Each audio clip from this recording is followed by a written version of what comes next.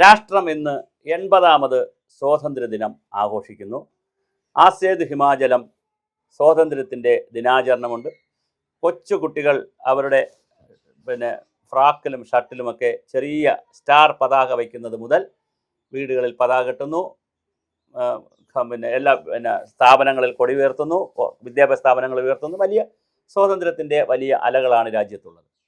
പക്ഷേ 80 വർഷത്തെ സ്വാതന്ത്ര്യത്തിൻ്റെ ബാക്കി പത്രം ഒരുപാട് പാരതന്ത്ര്യങ്ങളുടേത് കൂടി ആകുന്നു എന്നും നമ്മൾ ചർച്ച ചെയ്യപ്പെടേണ്ടുന്ന പുതിയ ഒരു കാലത്തിലാണ് നാം താമസിക്കുന്നത്. സ്വാതന്ത്ര്യം എന്നത് സർവതന്ത്ര സ്വതന്ത്രമായി എന്തും ചെയ്യുവാനും എന്തും ചിന്തിക്കുവാനും എങ്ങനെ ജീവിക്കുവാനും എന്തും കഴിക്കുവാനും എങ്ങനെ വസ്ത്രം ധരിക്കുവാനും എങ്ങോട്ട് പോകുവാനുമുള്ള അദമ്യമായ ഉദാത്തമായ യാതൊരു കെട്ടുപാടുകളുമില്ലാത്ത ഒന്നായി ഒരു സമൂഹവും അംഗീകരിക്കുന്നില്ല. എഴുതപ്പെടുന്ന നിയമങ്ങളും എഴുതപ്പെടാത്ത നിയമങ്ങളും എഴുതപ്പെട്ട ചട്ടങ്ങളും എഴുതപ്പെടാത്ത ചട്ടങ്ങളും ശീലങ്ങളും ആചാരങ്ങളും അനുഷ്ഠാനങ്ങളും എല്ലാം കൂടി ഒത്തുപിടിക്കുന്നതാണ് ഈ പല സ്വാതന്ത്ര്യവും. എൻ്റെ സ്വാതന്ത്ര്യമെന്ന് പറയുന്നത് നിങ്ങളുടെ പാരതന്ത്ര്യം ആക്കാൻ പാടില്ല. ഒരാളിൻ്റെ സ്വാതന്ത്ര്യം മറ്റൊരാളിൻ്റെ പാരതന്ത്ര്യം ആക്കാൻ പാടില്ല. ഒരാളിൻ്റെ സ്വതന്ത്രമായ ജീവിതം മറ്റൊരാളിൻ്റെ അപകട ജീവിതത്തിലേക്ക് കൊണ്ടുപോകാൻ പാടില്ല. അതുകൊണ്ടാണ് ഈ രാജ്യത്ത് കർശനമായ നിയമങ്ങളൊക്കെ എല്ലാ രാജ്യത്തും വരുന്നത്, ഭരണഘടനയും നിയമമൊക്കെ വരുന്നത്. നമ്മുടെ രാജ്യത്ത് നിർഭാഗ്യവശാൽ ഒരുപാട് വിവാദങ്ങൾ ഉണ്ടാകുന്നു. വന്ദേ മാതരത്തെ സംബന്ധിച്ച് ഇന്ന് വലിയ തർക്കമാണ്. കേരളത്തിൽ ആദ്യം പാടണമെന്ന് ചീഫ് സെക്രട്ടറിയുടെ കത്ത് പോകുന്നു, പിന്നെ അവസാനം ഗവൺമെൻറ്റിൽ നിന്നത് പാടണ്ട എന്നുള്ള ലെറ്ററുകൾ പോകുന്നു. രാഷ്ട്രം വന്ദേ മാതരം പാടുന്നു. വന്ദേ മാതരത്തിൻ്റെ 150ാം വാർഷികം കൂടെയാണ്. അപ്പോൾ വന്ദേ മാതരം രാഷ്ട്രത്തിൽ പാടുന്നു, സ്റ്റേറ്റിൽ പാടുന്നില്ല. ജനഗണമന ഇവിടെ പാടുന്നു, ജനഗണമന അവിടെ 2 ഗാനവും പാടുന്നു, 2 ഗീതവും പാടുന്നു.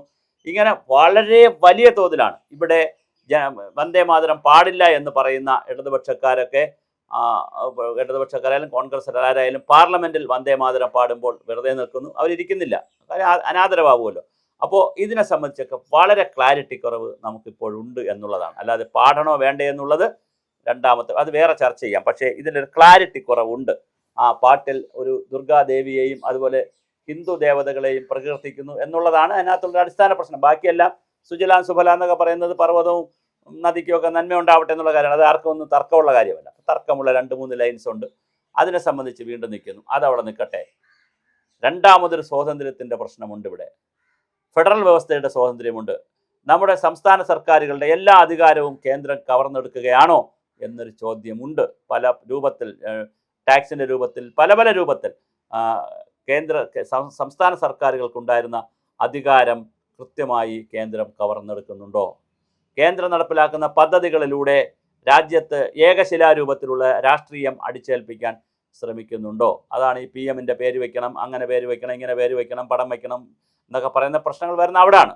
അപ്പോൾ ഒരു ഏകശിലാരൂപത്തിലുള്ള ഒരു ഭാരതത്തെ തീർക്കാൻ നാനാത്വത്തിൽ ഏകത്വമുള്ള ഈ രാജ്യത്ത് കഴിയുമോ എന്ന് മാത്രമല്ല, അങ്ങനെ ചെയ്യാവോ എന്നുള്ളതും വളരെ പ്രധാനപ്പെട്ട ഒരു പോയിൻ്റാണ്. അപ്പോൾ തീർച്ചയായിട്ടും സ്വാതന്ത്ര്യം എന്ന് പറയുന്നത് വളരെ ഗൗരവതരമായി ചർച്ച ചെയ്യണം. അതുപോലെ തന്നെ പത്രസ്വാതന്ത്ര്യത്തെ സംബന്ധിച്ചും വലിയ തർക്കമുണ്ട്. മാധ്യമ സ്വാതന്ത്ര്യത്തെ സംബന്ധിച്ച് ഇന്ത്യയിൽ വലിയ തർക്കമാണ് നടന്നുകൊണ്ടിരിക്കുന്നത്. മാധ്യമങ്ങൾക്ക് വലിയ വിലക്കുണ്ട് എന്നുള്ള ആരോപണം വളരെ കൃത്യമായി കിടപ്പുണ്ട്.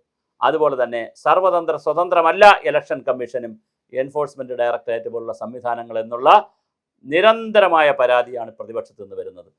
CBI പോലും കൂട്ടിലടച്ച തത്ത എന്നാണ് നമ്മൾ നേരത്തെ പറഞ്ഞിരുന്നത്. ഇപ്പോൾ അല്ല, പണ്ട് പറഞ്ഞിരുന്നത്. പക്ഷേ ഇപ്പോൾ ആ കൂട്ടിൽ നിന്ന് ഇതുവരെ ആ തത്തയെ നമ്മൾക്ക് സ്വതന്ത്രമാക്കാൻ കഴിഞ്ഞോ എന്നുള്ളതും ചർച്ച ചെയ്യപ്പെടണം. ED എന്ന് പറയുന്നത് വളരെ സർവതന്ത്ര സ്വതന്ത്രമായി പ്രവർത്തിക്കുന്ന ഒരു സംവിധാനമാണ്. ഫിനാൻസ് ഡിപ്പാർട്ട്മെൻറ്റിലെ മന്ത്രാലയത്തിലെ. പക്ഷേ നിർഭാഗ്യവശാൽ രാഷ്ട്രീയ എതിരാളികളെ ആ സ്വാതന്ത്ര്യത്തെ തടസ്സപ്പെടുത്താനും രാഷ്ട്രീയ എതിരാളികളെ പിടിച്ച് ജയിലിലിടാനുമുള്ള ഒരായുധമായി ED മാറുന്നു എന്നുള്ളതാണ് പ്രതിപക്ഷത്തിൻ്റെ ആരോപണം. അപ്പോൾ EDയുടെ കാര്യത്തിലായാലും CBIയുടെ കാര്യത്തിലായാലും അതുപോലെ നിയമങ്ങളുടെ കാര്യത്തിലായാലും ഒക്കെ രാഷ്ട്രീയമായ പക്ഷപാതിത്വം കാണിച്ചുകൊണ്ടുള്ള ആരെങ്കിലും പിടിച്ച് അകത്തിടണമെങ്കിൽ ആ സ്വാതന്ത്ര്യം ഇല്ലാതാക്കാനുള്ള പ്രവർത്തനങ്ങളാണുള്ള വാദം വളരെ വലുതാണ്. അതുപോലെ ഭക്ഷണം കഴിക്കാനുള്ള സ്വാതന്ത്ര്യം, അതിനെ സംബന്ധിച്ചും രാജ്യത്ത് വലിയ തർക്കങ്ങളാണ് നടക്കുന്നത്. അതുപോലെ തന്നെ ജാതിയുടെ പേരിലുള്ള ചില പ്രശ്നം. കഴിഞ്ഞ ദിവസമാണ് മല്ലികാർജ്ജുൻ ഖാർഗെ ജാർഖണ്ഡിലെ ഒരു രാംലീല മൈതാനത്ത് പോയി ഒരു പരിപാടി നടത്തിയപ്പോൾ ആ വിവാദം ഇന്നും തീർന്നിട്ടില്ല. വലിയ അന്വേഷണമാണ് വെച്ചിരിക്കുന്നത് BJPയും സർക്കാരുമൊക്കെ. അപ്പോൾ ഈ സ്വാതന്ത്ര്യം എന്ന് പറയുന്നത് കേവലം ഒരു ഭരണഘടനാ പുസ്തകത്തിൻ്റെ ഏതാനും താളുകൾ വായിച്ചത് കൊണ്ടോ അതിൽ 30 പ്രാവശ്യം ഭരണഘടന എന്ന് പറഞ്ഞത് കൊണ്ടോ തീരുന്നതല്ല ഒരു ജനതയുടെ പൗര സ്വാതന്ത്ര്യത്തിൻ്റെ, ദേശസ്നേഹത്തിൻ്റെ, പാരിസ്ഥിതിക സ്നേഹത്തിൻ്റെ, അല്ലെങ്കിൽ ഒരുപാട് ഘടകങ്ങളുടെ ഒത്തൊരുമയിൽ വരുന്നതാണ് ഈ സ്വാതന്ത്ര്യത്തിൻ്റെ നന്മയെന്ന് പറയുന്നത്.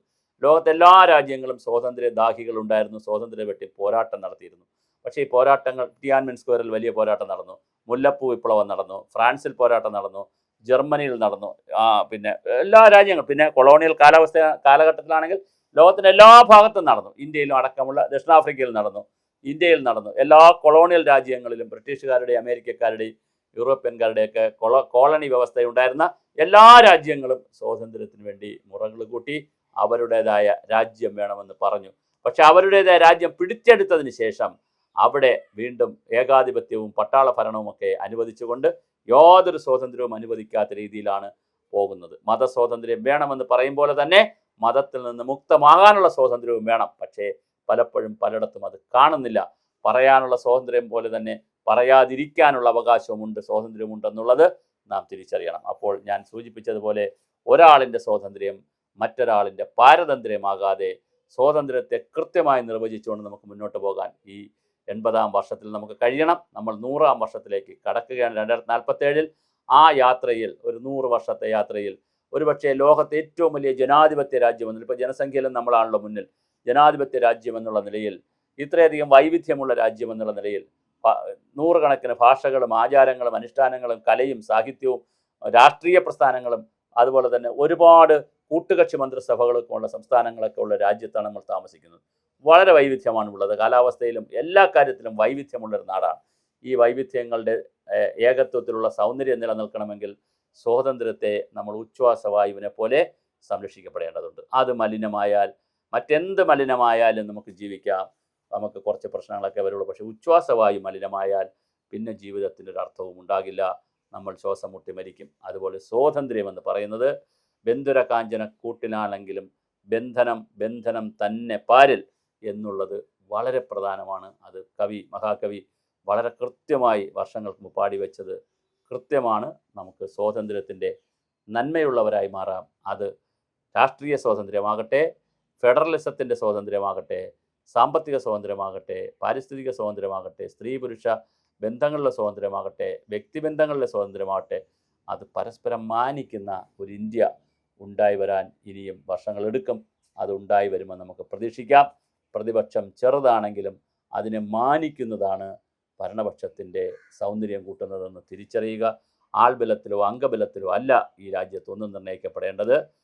ഡിസൻറ്റ് പറയുന്നവരെ, എതിര് പറയുന്നവരെ, അല്ലെങ്കിൽ വിയോജനക്കുറിപ്പ് പറയുന്നവരുടെ ശബ്ദം കൂടി കേൾക്കുന്നതാണ് ജനാധിപത്യത്തിൻ്റെ സ്വാതന്ത്ര്യമെന്ന് നാം കൃത്യമായി തിരിച്ചറിയണം.